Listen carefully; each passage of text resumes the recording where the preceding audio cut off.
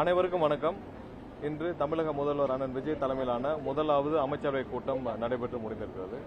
இந்த கூட்டத்தில் முதலமைச்சர் அவர்கள் அனைத்து துறைகளுக்கும், அதாவது வரும் காலங்களில் தொலைநோக்கு திட்டங்களுடன்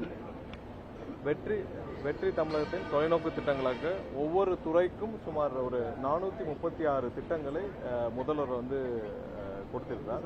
ஒவ்வொரு துறைக்கும் என்னென்ன இலக்கு, அதாவது எதை நோக்கி அவங்க பயணிக்கணும் அப்படின்னு ஒரு இலக்கை நிர்ணயிச்சிருக்கிறார்.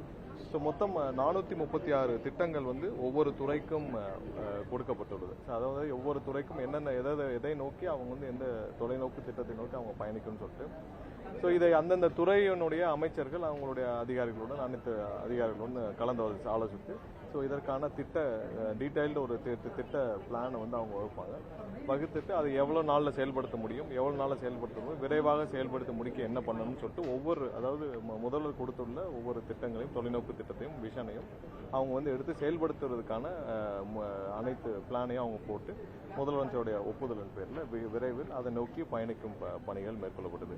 இதில் பார்த்தீங்கன்னா இளைஞர்கள் மேம்பாடு, இளைஞர்களுடைய முன்னேற்றம், பெண்கள் மகளிர் மேம்பாடு மற்றும் விவசாயிகளின் வளர்ச்சி மற்றும் மீனவர்களின் வளர்ச்சி மற்றும் நல்ல ஒரு ஆட்சி, அதாவது லஞ்ச லாவணி மற்றும் நல்ல ஒரு ஆட்சி, போதை இல்லாத தமிழகம் மற்றும் அனைத்து துறைகளுக்கும் இதே மாதிரியான ஒரு தொலைநோக்கு பார்வையுடன் முதலமைச்சர் அவர்கள் வகுத்து கொடுத்திருக்கார். மொத்தம் 436 திட்டங்கள் கொடுக்கப்பட்டுள்ளது. இது எல்லாமே எங்களுடைய தேர்தல் வாக்குறுதிகள் கொடுக்கப்பட்டதை சேர்த்து மொத்தம் 436 திட்டங்கள், ஓவராலா மொத்தம் 436 திட்டங்கள் கொடுக்கப்பட்டுள்ளது.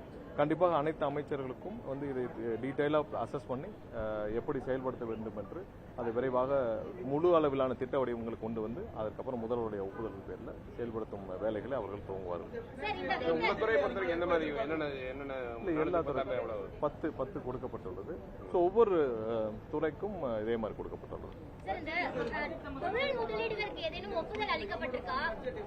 இல்ல, அது விரைவில் அறிவிக்கப்படும். ஸோ நான் இதெல்லாம் அந்த மொத்த அனைத்து துறைகள் சார்ந்த நீங்க எடுத்துக்கலாம். அனைத்து துறைகள் சார்ந்த ஒவ்வொரு துறைக்குமே தனியாகவும் கொடுத்துருவோம்.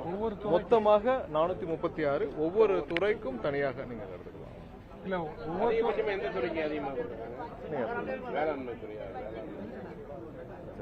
ஒவ்வொரு துறைக்கும் தனியாக கொடுக்கப்பட்டு அதுல மொத்தம் 436 திட்டங்கள். மொத்தம் 436.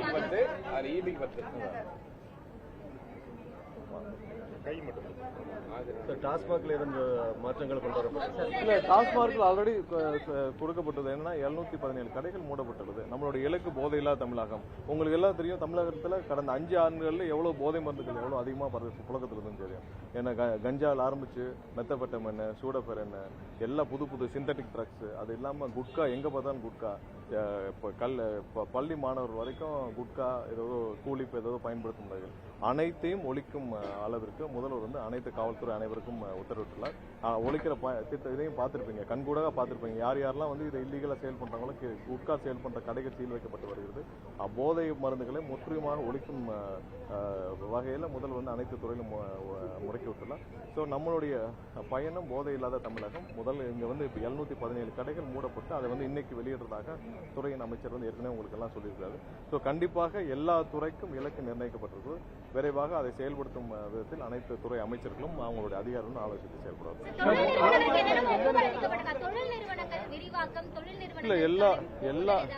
எல்லா துறைக்கும் இலக்கு நிர்ணயிக்கப்பட்டது. ஏன்னா தொழில் நிறுவனங்கள் எவ்வாறு அதிகப்படியான வேலை வாய்ப்புகளை கொண்டு வர முடியும், ஒவ்வொருத்தருக்கும் எப்படி செயல்பட முடியும், விவசாயிகள் நலன் கருதி என்னென்ன செயல்படுத்த வேண்டும், மகளிருடைய மேம்பாடு, அப்புறம் இளைஞர்களுடைய மேம்பாடு, அதிகப்படியான வேலை வாய்ப்புகளை உருவாக்க வேண்டும். ஸோ ஒவ்வொரு துறைக்கும் அது மாதிரியான திட்டங்கள்.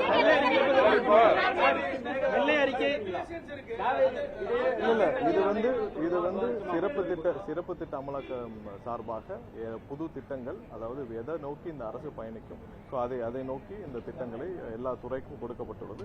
ஸோ முதலாவது அமைச்சரவை கூட்டத்தில் அனைவரும் எதை நோக்கி பயணிக்க வேண்டும், என்ன நோக்கி, அதாவது தமிழகத்தில் அனைத்து மக்களுடைய மேம்பாடு கருதி எதை நோக்கி பயணிக்க வேண்டும் என்று முதல்வர் கொடுத்துள்ளார். இல்ல, மேகதாது விஷயம் ரொம்ப தெளிவாக சொல்லியாச்சு. எந்த வகையிலும் மேகதாது அணை கட்டுவதற்கான எந்த முயற்சியில எடுத்தாலும் அதை சட்டப்பூர்வமாக தடுக்கும் அனைத்து விதத்திலும் முதல்வர் வந்து முடக்கி விட்டுள்ளார். அதை நோக்கி எல்லாரும் சட்ட ஒழுங்கு ஆலோசிச்சு அதுக்கான பணிகளும் மேற்கொள்ளப்பட்டு வருது. அதுல எந்த மாற்றமும் இல்லை.